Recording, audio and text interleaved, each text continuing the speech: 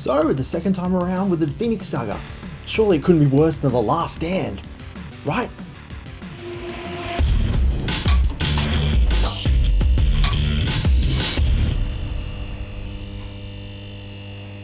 If you love movies and you love talking about them, make sure you hit that subscribe button and become part of our notification squad by hitting the bell. And if you dig our content, make sure you give the video a like. Do you like the X-Men franchise? Do you like mutants? Do you like great powers, great character development, cool storylines? Well, forget that all because none of it is here in this movie. To give you a basic plot summary, at this point in time, it's set in 1992. The X-Men are now worldwide famous superstars, celebrities. People legit have action figures of them. They have become celebrity stars. Basically, you can forget that the world hates mutants. It's gone. World loves mutants at this point. They love everything about them. They want them to be everywhere. Professor Xavier literally has a bat phone that goes direct to the president. And this is 1992. He could have a mobile phone. But no. This is straight up a rotary phone that goes directly to the president. Yeah, that's the level of cheesiness that this film has that starts getting worse from this point on. So the X-Men are world famous. They get a call from the president saying, hey, these guys have gone up into space. They've stuffed up. There's this huge solar flare. We need your help.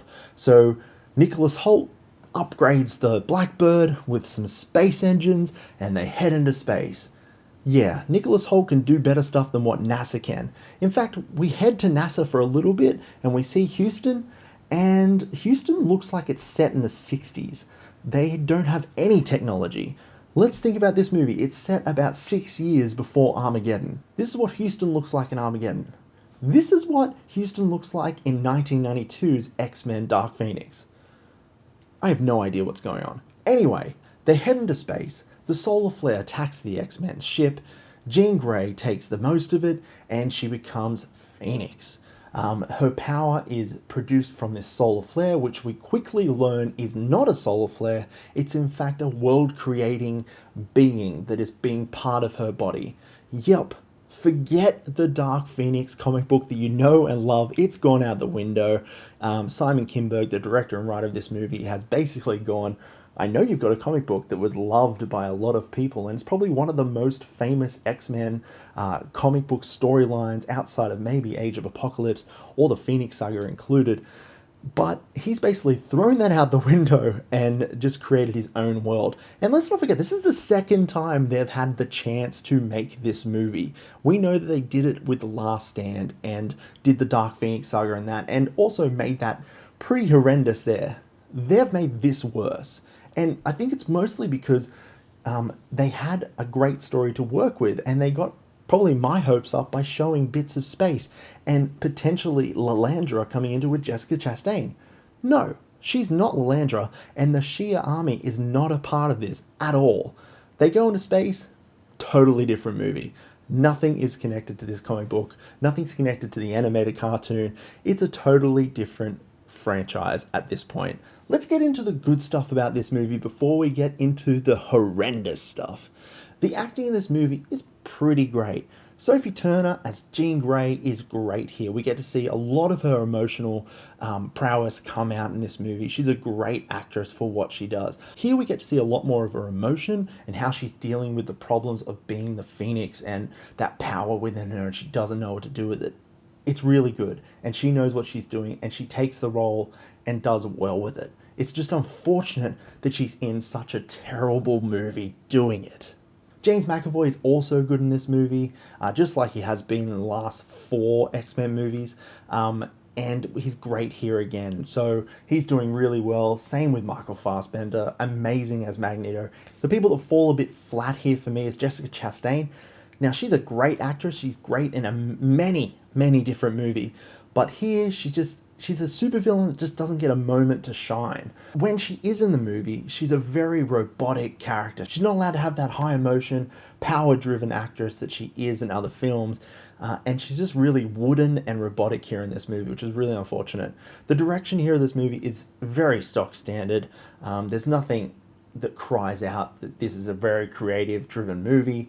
The CGI is kind of poor, the direction is kind of poor, And the writing, outside of the great acting that's in it, the writing needed work. It really felt like a first draft to a movie, and that's where I think a lot of the problems come from. The writing of this movie just really felt half-assed. It felt like this was the first draft, they kind of didn't want to work on it anymore, and they just wanted to get this thing into production as quick as they possibly could, and you feel it. The whole way through the movie, there is cheese after cheese, terribly written ideas, poorly developed concepts. This movie has plot holes to the wazoo. It's just doing things that doesn't make any sense. Scientifically, it doesn't make any sense. You have a whole space sequence at the start. There's people breathing in space. There's air in space. Simon Kinberg clearly doesn't understand the X-Men franchise or the mutant powers of what these people are capable of. For instance, Storm is she can control the weather. Weather's not in space, right? She can't produce water in space if it's not coming from the clouds. Nightcrawler can go anywhere he wants in this movie. It doesn't matter. He doesn't need to have seen certain areas of it. He can just do whatever he wants. He's zapping out of places that he's never been before. He's zapping into things that he's never gone in before. He's doing whatever he wants in this movie. For example, this is not a spoiler of the movie. It's just something that happens. Magneto obviously has the power to move metal. He can do whatever he wants as long as it has metal in it. He can fly, accepted. He can move stuff that has metal in it, accepted. But when it comes to his question of how intelligent he is super intelligent. He knows what's happening. He'll use his power to the best of his ability. He will stop you at a second if he needs to. Let's think X-Men 2, when Magneto is in the plastic jail, and he uses the little micro bits of metal being put into that security guard to break out of prison. He will use it to the best of his ability. Well, let's look at this movie. There's a sequence where they are fighting on a street, and the area is covered in cars. There's a double-decker bus in the background, and he needs to get into a certain area and block the other people from outside of doing that. Now, as I said, there is 1,000 cars outside, and there's a double-decker. But he stops for about 5 minutes, lets other people around him fight the other characters while he does this, and sits there and starts moving stuff up. And I'm thinking, oh crap, maybe he's producing metal out of the ground, and maybe he's going to cover a whole barrier around this place that he's trying to get into. No. He's pulling out a subway train out of the ground. Now, it looks cool, but there's thousands of cars around them, plus a double-decker, which is bigger than the subway train. This makes literally no sense for a very intelligent character. What the fuck is he doing? This is time wasting and plot powering to its biggest extent. Basically, Simon Kinberg's fucking with us at this point. He's added a character into this movie called Red Lotus. Now, this is played by a New Zealand actor, and if you know Red Lotus, he's a very unknown mutant from the X-Men franchise. He has the power to basically kick ass. He has agility, fast agility, super strength, and he's very well known in martial arts and stuff like that. So he can basically kick ass. Well, in this movie, he has none of those powers. In fact, he has a power so stupid that when it came on screen, I laughed quite loud. He has the power. Now, take a seat for a second. He has the power to whip his hair back and forth. Yes, I say whip his hair back and forth. He has cornrows, and those cornrows slightly extend, and they become whips. Whoopsh, whoopsh. Not super strength whips that can pick up cars and throw stuff, which kind of could be cool, maybe kind of like Mr. Fantastic that could extend his hands, throw stuff across the way. No, just little whips. Whoopsh, whoopsh. No, I don't think so, Simon Kinberg. Terrible idea. You are fired from this franchise because you're just fucking with us, because that is a terrible idea. I'm waiting for this real Dark Phoenix movie to come out. This isn't it. This is just Fox just going, you know what? Disney has bought us out at this point. We don't care about this franchise anymore. We know you don't care about this franchise anymore. We don't know what to do with it. We're just going to start remaking our movies that we've already made, and we're going to make them worse. Because we don't care.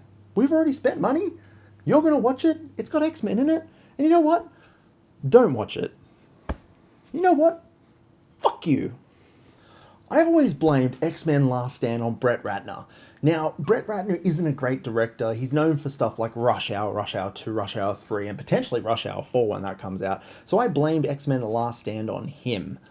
But, hold my beer, It's Simon Kinberg. He's the problem with this franchise. He wrote X-Men Last Stand, and this was his second chance to come back and write it better, but you know, he made it worse. So this is his fault again. And he's known for stuff like Triple X, Mr. and Mrs. Smith, but also stuff like Jumper, also stuff like The Fantastic Four, and this shit. So he is a problem in Hollywood. Stop allowing him to make movies. This is his first directorial debut, and this should hopefully be his last.